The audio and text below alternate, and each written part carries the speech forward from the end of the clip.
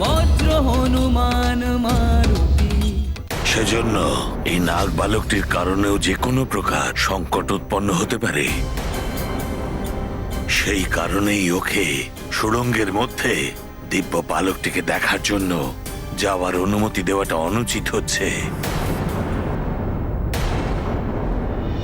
হনুমান, এই গরুরা আমার উপর আক্রমণ না করে। তুমি চিন্তা করো না নাগভূষণ, তোমার কিচ্ছু হবে না। তুমি শুধু আমায় শক্ত করে ধরো। যদি এমনটাই হয় তাহলে আমিও আমার মিত্রকে একা ছেড়ে যাব না, আমিও ওর সাথে এখানেই থাকবো। না মিত্র হনুমান, তুমি যাও।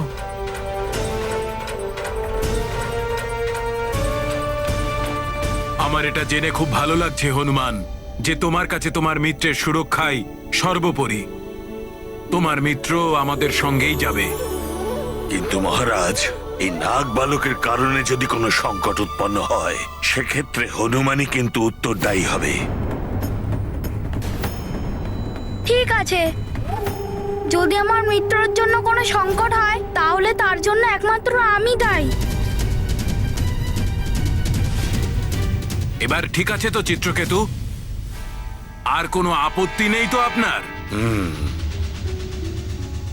চলুন, সবাই আমার সঙ্গে ভিতরে চলুন। ধন্যবাদ জটায়ু মহাশয়।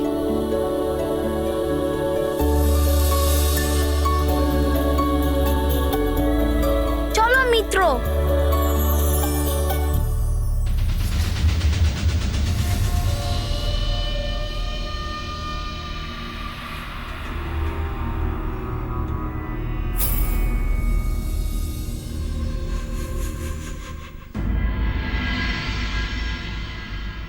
মন্ত্রীমশাই, হ্যাঁ মহারাজ। বন সংঘের সমস্ত রাজাকে নিমন্ত্রণ পত্র পাঠিয়ে দিন। পুত্র বালিকে বনসংঘের অধিনায়কের মর্যাদা দিতে হলে সবার সম্মতি প্রয়োজন, তাই সকলের আশা আবশ্যক। সবাই আসবেন মহারাজ, আমার পূর্ণ বিশ্বাস আছে। যুবরাজ বালির আগমনে সবাই খুব প্রসন্ন হবে, আর ঠিক সেই সময় যুবরাজ বালিকে নিজেদের অধিনায়ক মনে করবে।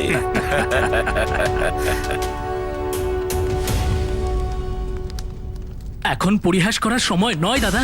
আমার মনে হচ্ছে পিতা এই দিকেই আসছেন। উনি আসার আগেই তুমি এই সিংহাসনের থেকে উঠে যাও দাদা।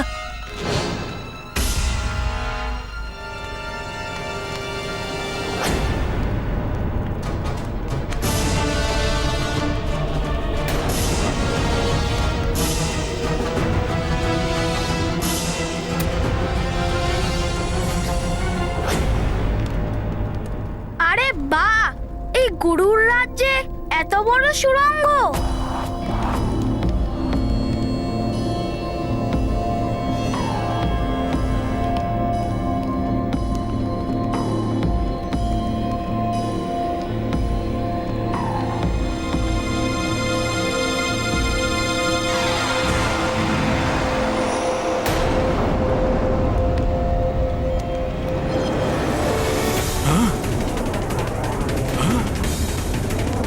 হনুমান সাবধান! হ্যাঁ? হ্যাঁ?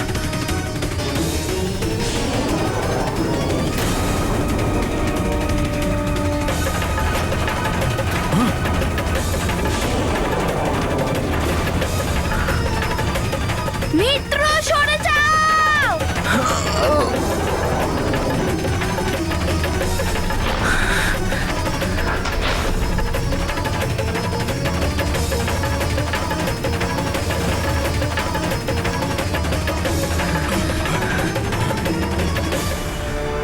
দেখে ভালো লাগছে হনুমান, যে তোমরা সুরক্ষিত আছো। তোমরা এই জায়গা সম্পর্কে কিচ্ছু জানো না, তাই আগে আগে যেও না, আমার পিছনে পিছনে এসো। মনে রেখো, এখানে প্রতি পদক্ষেপে সতর্ক থাকতে হবে। এটা আমাদের পরিকল্পিত সুরক্ষা ব্যবস্থারই একটা ধাপ ছিল, যেটা আমাদের দিব্য পালকের সুরক্ষার জন্য আবশ্যিক। এবার থেকে আমাকে খুব মন দিয়ে অনুসরণ করো। যেখানে যেখানে আমি পা ফেলবো সেখানে সেখানেই পা ফেলবে। চলো এগোনো যাক। হ্যাঁ।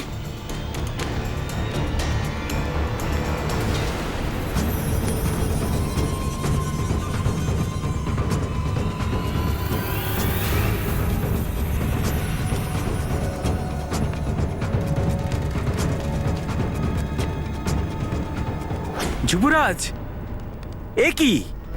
আপনি সিংহাসনে? এ আপনি ঠিক করছেন না। আপনি তো এখন যুবরাজ। যুবরাজ নয়, মহারাজ। আপনাদের মহান মহারাজ বালি।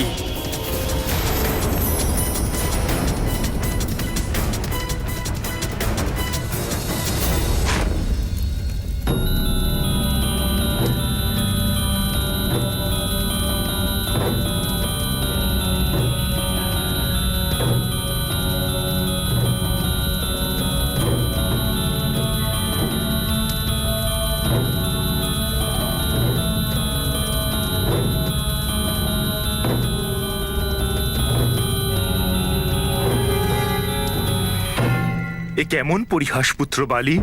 আমার পরে তো এই সিংহাসন তোমারই প্রাপ্য। অতএব এখন তুমি ওখান থেকে ওঠো এবং নিজের আসন গ্রহণ করো।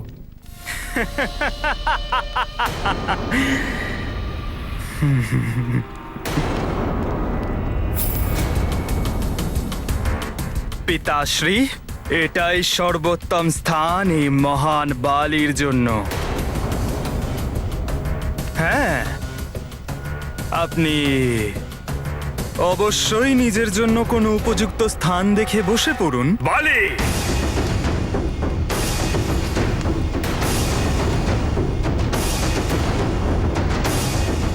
এটা রাজ সিংহাসন। রাজ্যাভিষেকের পরেই কারুর অধিকার হয় এই সিংহাসনে বসার। অতএব সিংহাসন ত্যাগ করো এবং ওই সিংহাসনের মর্যাদা কালিমালিপ্ত করো না।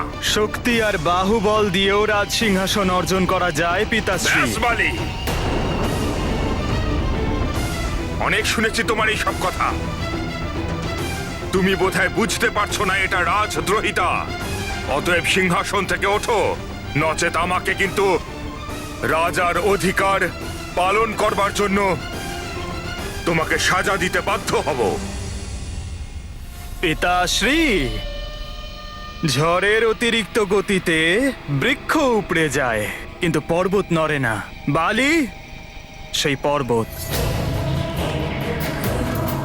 তাকে নড়ানোর চেষ্টা করবেন না, কারণ এখানে কেউ জানে না যে মহান বালি, বরদান প্রাপ্ত বালি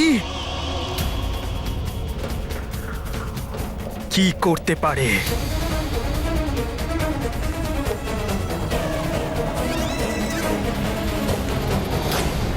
মহারাজ, এটা আমরা কোথায় এলাম? সামনে তো কোনো রাস্তাই নেই, আর ওই দিব্য পালকও তো নেই। এখানে শুধুমাত্র আগুনের দেওয়াল দেখা যাচ্ছে। এই আগুনের দেওয়াল কেবলমাত্র একটা ছলনা, একটা মায়া, যাতে অনধিকারে প্রবেশ করবে যে প্রাণী, সে যেন এটা দেখে ভয় পেয়ে যায়।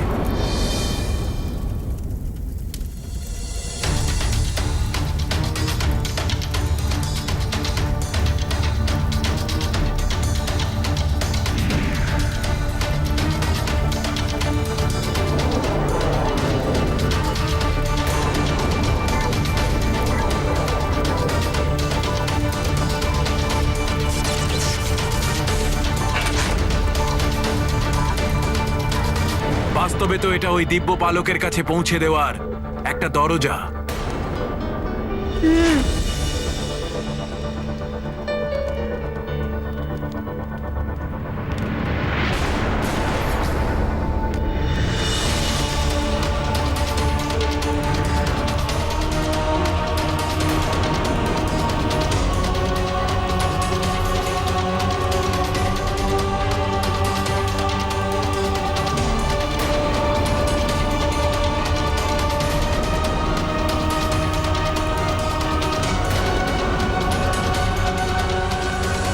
এসো, তোমরা সবাই আমার পিছনে পিছনে এসো।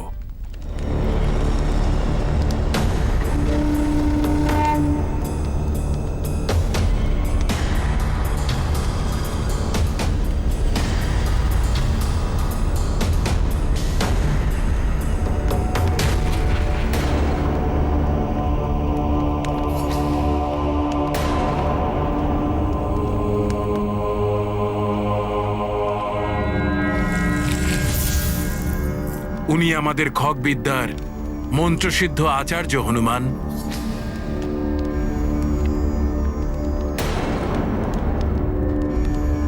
প্রণাম আচার্য মহাশয়। কল্যাণ হোক মহারাজ জটায়ু।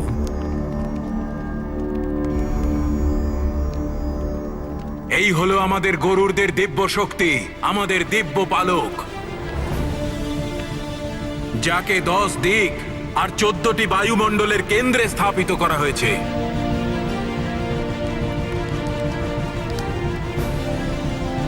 এর শক্তির কারণেই আমরা গরুররা 10 দিক আর সমস্ত বায়ুমণ্ডলের ওপর ওরবার সমান শক্তি পেয়ে থাকি। আশ্চর্যজনক এসব। খগবিদ্যার দ্বারাই এটিকে এখানে স্থাপিত করা হয়েছে হনুমান। এই পালক থেকে প্রাপ্ত শক্তির কারণেই সমস্ত পক্ষীকুল বহু সংকট থেকে মুক্তি লাভ করে। আমি এই দিব্য পালকের সুরক্ষার ব্যাপারে সুনিশ্চিত ছিলাম। আমার বিশ্বাস ছিল যে দিব্য পালক নিজের জায়গায় সুরক্ষিত আছে, কারণ এই দিব্য পালক নিজের জায়গায় না থাকলে আমাদের গরুরদের শক্তি ধীরে ধীরে ক্ষয় হতে শুরু করত। এবার আপনার বিশ্বাস হলো তো সেনাপতি চিত্রকেতু? আমাদের দিব্য পালক সম্পূর্ণ সুরক্ষিত আছে। কিন্তু মহারাজ, আপনি এই দিব্য বালক কি করে প্রাপ্ত করলেন? হনুমান, গরুর আর অরুর সংসারের প্রথম পক্ষী, আমরা তাদেরই বংশজ। কিন্তু ওড়বার শক্তি কেবল গরুর রাজের কাছেই ছিল।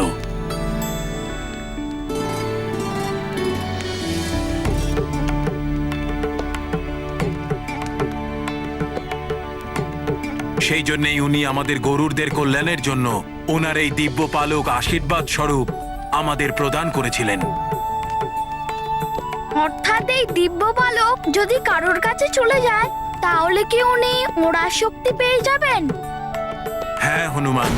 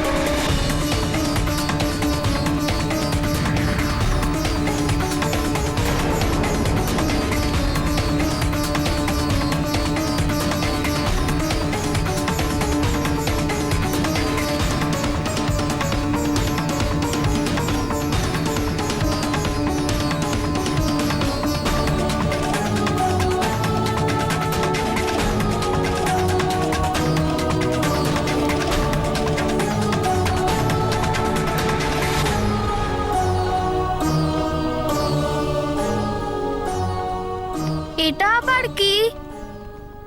কিন্তু এই পালকের শক্তির সন্ধান তখনই পাওয়া যাবে যখন বিশেষ কোনো জাতি যজ্ঞের দ্বারা দিব্য পালককে তুষ্ট করে তাকে নিজের কাছে রাখে। আর যতদিন এই পত্র সেই জাতির কাছে থাকবে, তারা ওরবার শক্তি লাভ করবে। এই সুবর্ণ পত্রে লেখা আছে সেই দিব্য মন্ত্র।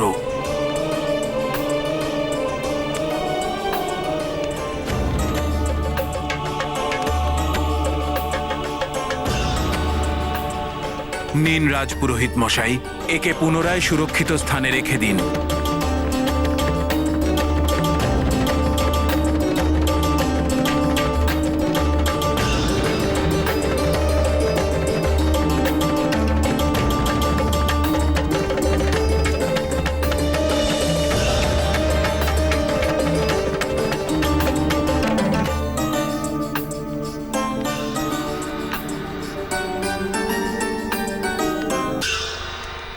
হনুমান, দিব্য পালক আর দিব্য মন্ত্র নিজের জায়গায় সুরক্ষিত আছে। এবার আমাদের ফিরে যাওয়া উচিত।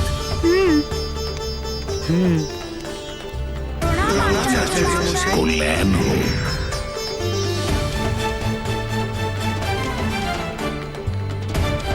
চলুন।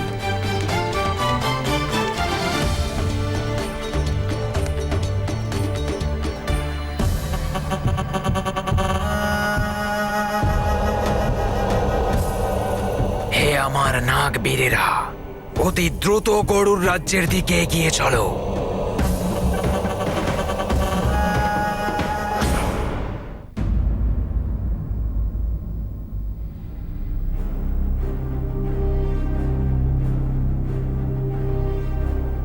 একটু দাঁড়াও হনুমান।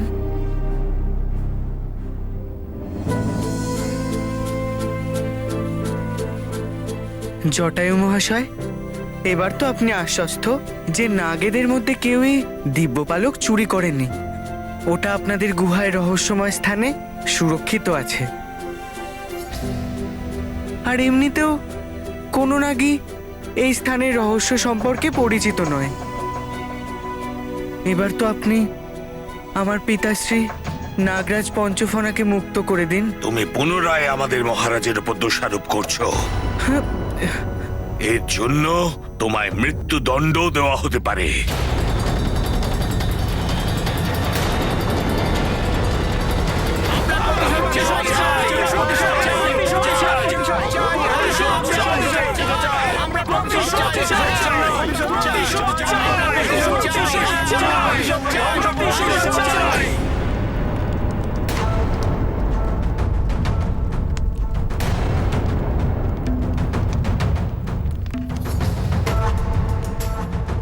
কি হলো? মনে হচ্ছে সবাই খুব চিন্তামগ্ন। যদি মহান বালি তার বরদানের কথা বলে দেয় তাহলে আপনারা সবাই চৈতন্য না হারিয়ে ফেলেন। বালি, তুমি যে বরই প্রাপ্ত করে থাকো না কেন, তুমি কিন্তু একটা ক্ষমাহীন অপরাধ করছো এবং তার ফলস্বরূপ তোমাকে সাজা পেতেই হবে। আর সেই সাজা স্বয়ং আমি দেব তোমাকে।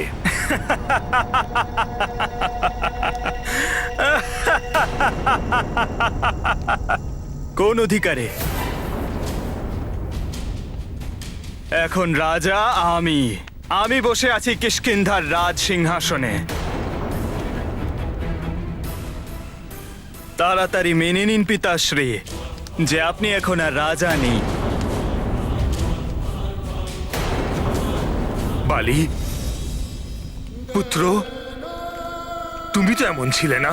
রাজসত্তা, রাজ সিংহাসন, প্রভুত্ব, উচ্চাকাঙ্ক্ষা সব করায় পিতাশ্রী।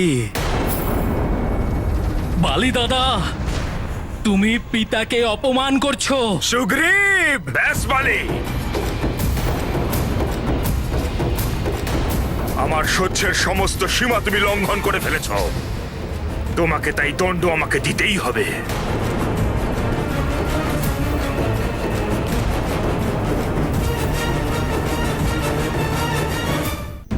আমার সহ্যের সমস্ত সীমা তুমি লঙ্ঘন করে ফেলেছ। তোমাকে তাই দণ্ড আমাকে দিতেই হবে। দণ্ড? আমি?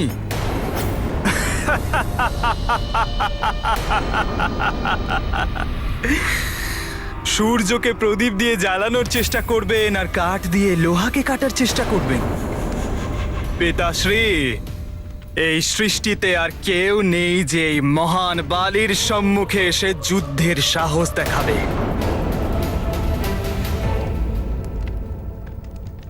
মহাবলী কোকাট!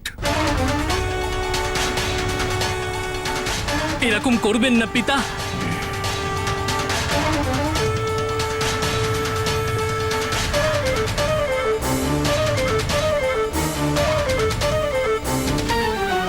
প্রণাম মহারাজ। যুবরাজ বালিকে বন্দি করে কারাগারে গিয়ে নিক্ষেপ করুন। যথা আজ্ঞা মহারাজ।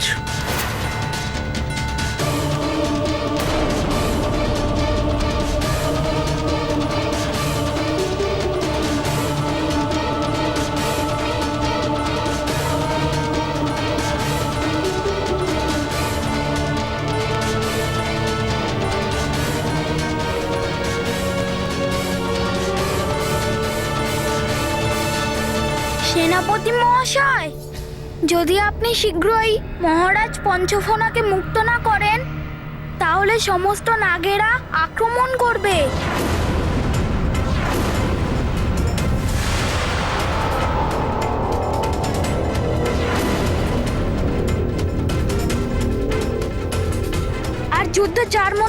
না কেন, তার পরিণাম বিনাশকারীই হয়ে থাকে।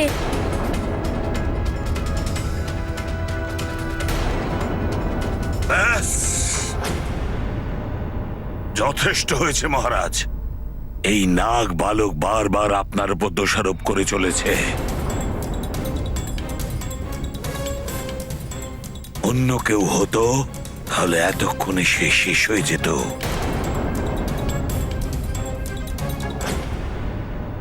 সেনাপতি চিত্রকেতু, এখন এই নাগ বালক আমাদের দিব্য পালকের রহস্যটাও জেনে গেছে।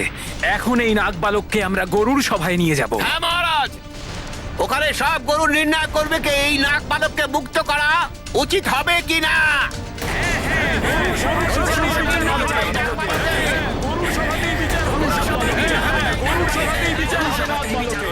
ঠিক আছে, যদি আপনাদের এটাই ইচ্ছে হয় তাহলে এই নাগ বালকের ভাগ্য নির্ধারণ গরুর সভাতেই হবে।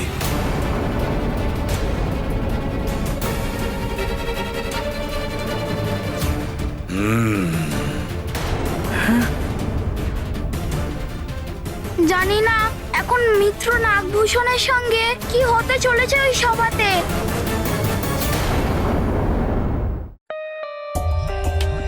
For more updates, subscribe to our channel, click the show links and enjoy watching the videos.